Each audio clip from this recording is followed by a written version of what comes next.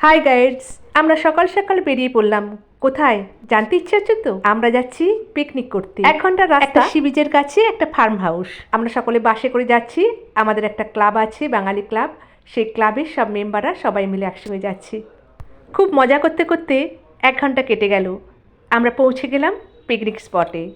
Bus journey করে খুব খিদে পেয়ে গেছিল। নেমেই আমরা ব্রেকফাস্ট করলাম। ব্রেকফাস্টে ছিল 2টো ক্রিম দেওয়া ব্রেড, একটা কলা, একটা ডিম সেদ্ধ আর জিলিপি। পেট ভরে খেয়ে তারপরে আমরা লেগে গেলাম সবজি কাটতে। এবার চালু হবে রান্না। রোজ তো আমরাই ঘরে রান্না করি, আজ আমাদের রান্না থেকে ছুটি। ছেলেরা রান্না করবে, আমরা কিছু তাদের হেল্প করে দিচ্ছি। সবজি কাটার সঙ্গে সঙ্গে মস্তিও চালু হয়ে গেছে। পিকনিক মানেই তো মস্তি, মজা, হই হুল্লোড়। এদিকে শুরু হয়ে গেছে রান্না। একদিকে বসিয়েছে টমেটোর চাটনি, আর অন্যদিকে সবজি দিয়ে মুগের ডাল। ডালের সঙ্গে খাওয়া হবে আলু ভাজা। এরপর হবে পটল চিংড়ি, মাটন কষা। আহা, দারুণ মেনুগুলো, তাই না? অন্যদিকে ক্লাবের অন্য সদস্যরা সবাই মিলে বসে একসঙ্গে গল্পগুজব করছে। কারো কারো এখনো ব্রেকফাস্টও খাওয়া চলছে। জায়গাটা খুব সুন্দর, একটা ফার্ম হাউস, বড় খোলা মাঠ, নারকেল গাছে ভরা, 2টো বড় বড় সুইমিং পুল আছে। সুইমিং পুলের ধারে ঝুলাও আছে। এত ঠান্ডা, অনেক চিন্তা ভাবনা করে শেষ পর্যন্ত বল নিয়ে নেমে পড়লো সুইমিং পুলে। খুব মস্তি চলছে, একজন এক একটা ফটোশ্যুট করছে।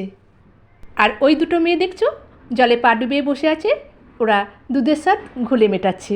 এবার দেখি রান্না কত দূর এগুলো। এখন রান্না হচ্ছে মাটন কষা, আর অন্যদিকে হচ্ছে মাছ। অনেকে মাটন খায় না, সেই কারণে মাছ রান্না হচ্ছে। মাছ অটোমেটিক্যালি রান্না হয়ে গেছে, কমপ্লিট, নামানো হয়ে গেছে। এবার ভাত রান্না হয়ে গেলেই মোটামুটি রান্না কমপ্লিট। ওদিকে চলছে গান বাজনার অনুষ্ঠান। ক্লাবের সব সদস্যরা একসাথে মিলে যে যেমন পারে পার্টিসিপেট করছে। এদিকে দারুণ দারুণ খাবার আর গান বাজনাতে পিকনিকটা দারুণ জমে উঠেছে।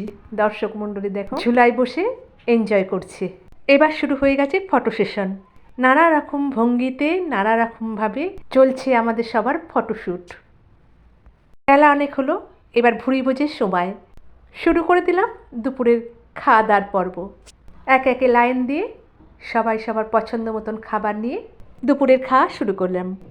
খুব সুন্দর রান্না হয়েছে। রোজ তো আমরা নিজেদের হাতেরই রান্না খাই, আজকের এই রান্না দারুণ লাগলো। খাওয়া দাওয়ার পর একটু রেস্ট নিয়ে চলে গেলাম বিচে।